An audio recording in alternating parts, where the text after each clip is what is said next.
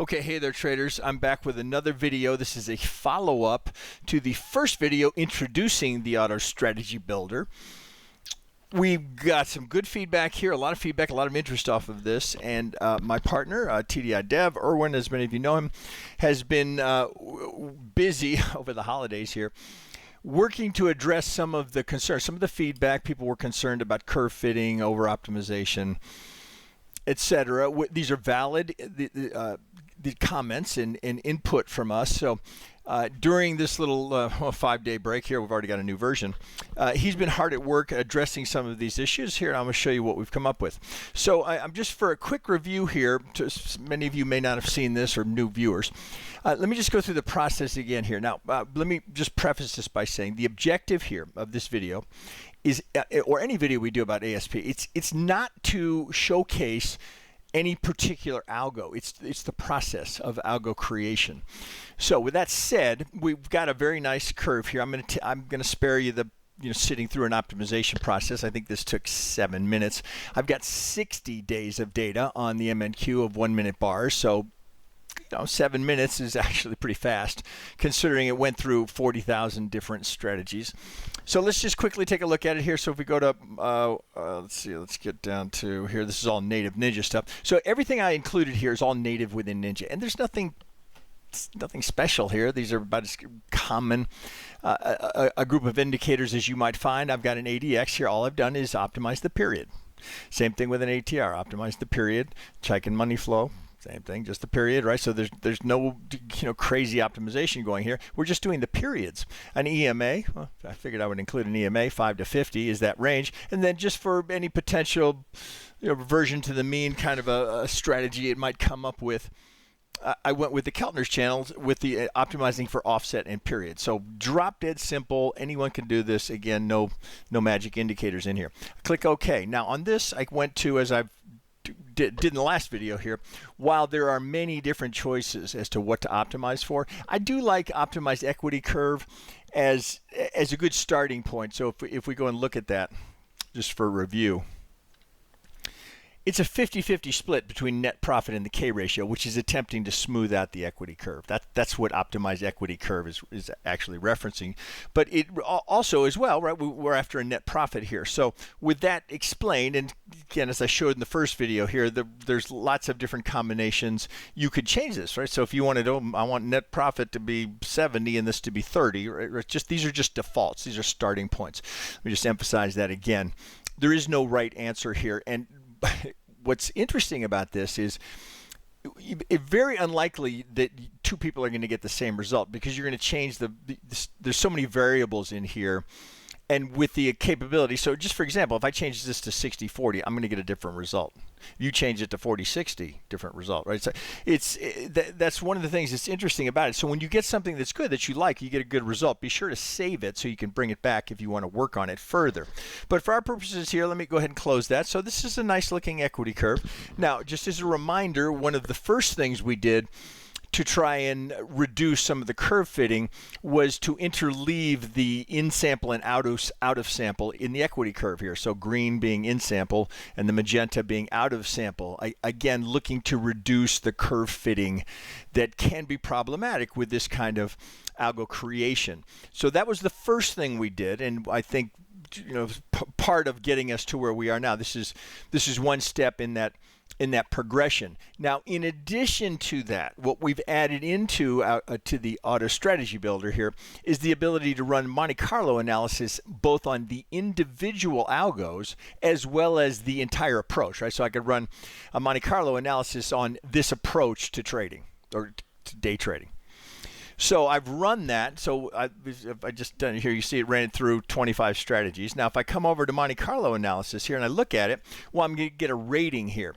Now, so it's looking at, in this particular case, it's looking at the very top. Well, pardon me, I was looking at the whole thing collectively. So if I isolate the top one, I look here and I go, well, okay, this had a pretty good looking equity curve. But if I come over to Monte Carlo here, I'm only at moderate, and we go to good to excellent over 70. So this is on the edge. And if you look down here, you're going to see where the variables are here that are potentially areas of improvement, or a notification to you that this may be where you see a discrepancy between backtest results and real-time trading. So that's the idea here. So we can look at this, and through that Monte Carlo analysis, we're seeing where the potential problem spots may be. Hang on a second. Turn that off. So there's a good example. Now let me bring this back up here. And we look at this to go, first one here that had the highest net return, it was only moderate. But if I go to the second one that was only $200-300 less in net profit, also less in drawdown, I get a good rating here. And now I'm at 74. And again, I can look down here and say, well, okay, where was it? Where was the red here? This being moderate, this being a negative. Top winners. Now it's a bit of a judgment call here. It's not unusual for an algo like this to have, kind of a 80-20, 70-30, where your results are going to be tied to your biggest winners. So the fact that if I were to remove the top 10% of my winning trades, yes, that's going to be a pretty substantial impact to the P&L. But the whole point is to be able to be positioned in the market to experience those trades. So that's a judgment call as to whether or not you wanted to continue to refine the algo you're working with. I'm going to show you ultimately what we think is the best solution to work with an entire portfolio of algos like this. We'll get to that here before too long in this video. But I just wanted you to understand what you're seeing here. If we remove the top losers, if we increase the amount of slippage, that's going to have a meaningful impact from 1 to 2 to 3 to 4. If we remove the top winners, if we look at what that impact looks like, ideally in a Monte Carlo, we want to have something nice and tight where the white line is right smack dab in the middle. So this is okay, right? So it's good. It's not excellent, it's good. But it certainly might be worth trading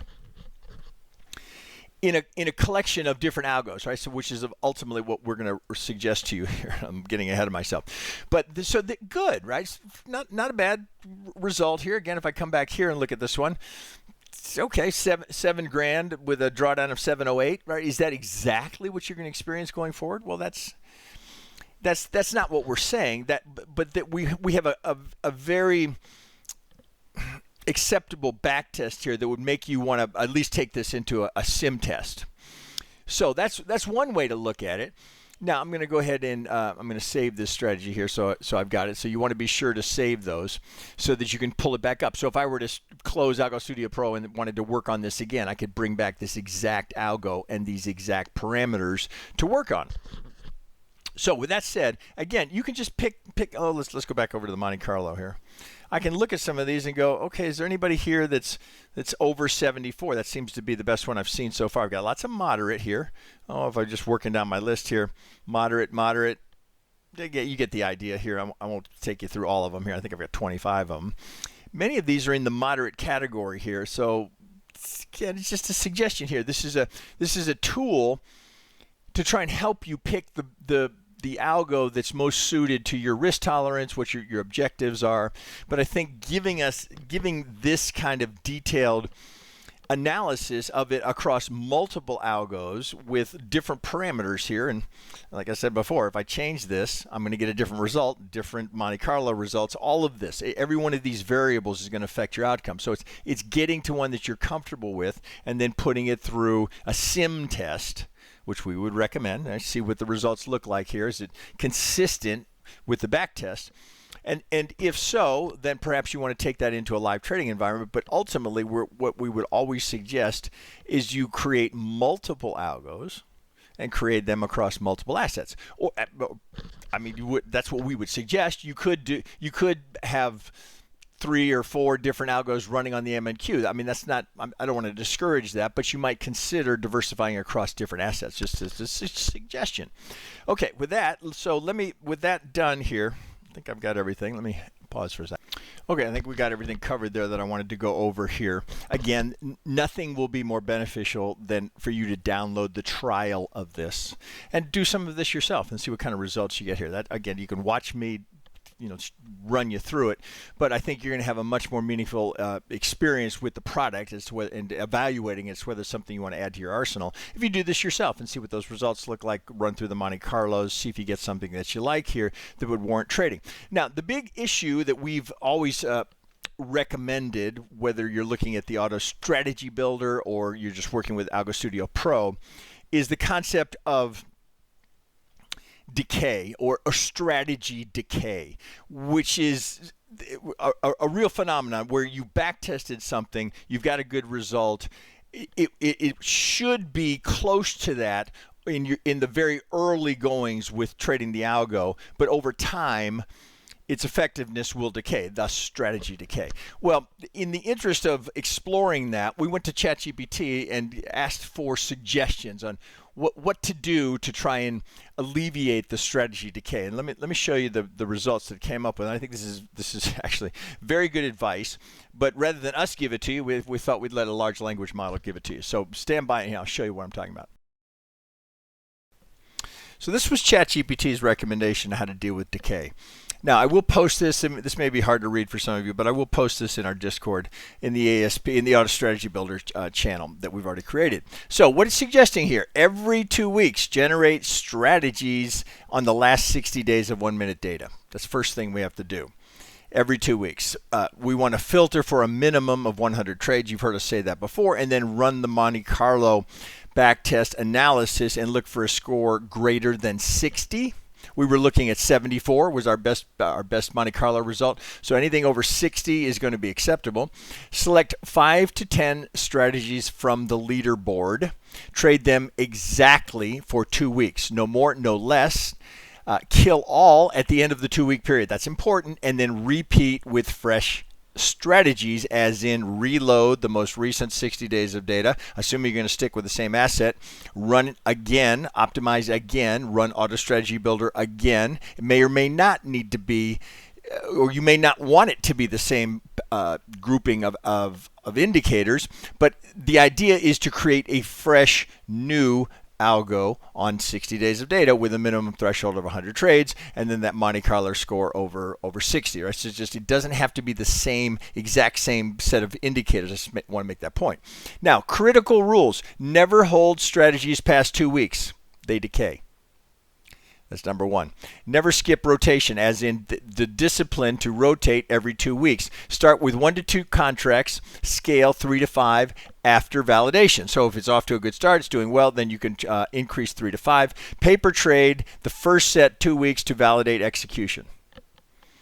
It's always safer when you're running with something that's autonomous like this. Paper trade it for 2 weeks, right? See what kind of results you get. Particularly if you're taking this seriously, you're going to invest capital here. You're going to make the effort to diversify across multiple assets with multiple algos. It seems worthwhile to spend a couple of weeks paper trading and back testing in a sim account. Why it's brilliant? Because it solves the number one algo killer, which is strategy decay. So the key points here: if you're re-optimizing and rerunning every 1 to 2 weeks, that's where you want to be. As you can see it here, trade here, go 3 to 4 weeks, discard over that, just dead, right? It's not even worth trading. You're going to see very different results. That is what most people experience with optimized algos like this, because they don't pay attention to the impact of strategy decay. So, but again, this will be in our Discord. I won't read all of this to you, but again, the 100 trades is a minimum that's statistically significant. It's not luck. That we want to use the 7 metrics in our Monte Carlo here, 60 days and 1 minute. Again, it's kind of a recap here. And then the success probabilities. If you do this every 2 weeks, the probability of profit is dramatically better than if you let it run. So 75 to 85% with a 2 to 5% expected return. Now, these are guidelines here with a few exceptions. The one that is not a guideline, that's absolute, is to rerun, regenerate strategies every 60 days on the 1 minute data, right? And again, your thresholds are 100 trades, 60 days of data, run through the Monte Carlo, right, as we just went through. So it's working through all of these with a disciplined approach. Now, in addition to that, well, let me get the follow-up here. Only 3 ways to fail. Break the rotation discipline. Well, that's right at the top. So what's the solution to that? Automate the rotation. So every 2 weeks, without exception, you want to rerun strategies looking for a new optimization. It does not have to be the same group of indicators, the same asset class. It's just getting that fresh optimization for the next 2 weeks. Higher costs than modeled. Well, if there's increased volatility and you've modeled for 1 to 2 ticks of slippage and it ends up being 3 to 4, okay, that's going to change the results. What's the solution? Paper trade for 2 weeks, right? As suggested in the initial analysis, paper trade it, right? Just evaluate what are the actual costs that you're experiencing with the algo, or depending on, of course, remember we've got choices of entering at market or entering with limit orders, maybe some variation of that. How are those costs affecting the results, right? Let's be sure that that's precise. And then if there's constant volatility change, so for some reason the VIX got over 30 and stayed there persistently, which is rare, that's going to affect your results as well. So the solution would be, as per ChatGPT's suggestion here, reduce the size during that extreme volatility, right? Which makes sense. The final verdict, the system quality here is a 9 out of 10, 5 stars. Success probability, 70 to 80% profitable after 12 months. That would be the expected outcome. So you can look at these and, these aren't guarantees, but essentially what it's telling you is to diversify. That's the bottom line here. My suggestion, what I always suggest to people, again, if you're making the investment into this technology, into this software, into this approach to trading, I would look for a minimum of 5 different algos. Now, you certainly could do this with prop accounts. A company like Apex, what is this, $30, $40 for a $50K evaluation account? You get five different accounts. It's just a suggestion. I'm just, but based on your budget. Maybe get 5 different accounts, run 5 different algos on them. They may or may not be on the same assets, but in the interest of diversification, that's not a bad idea. So maybe you run the MES, the MNQ, the MGC, the MCL, and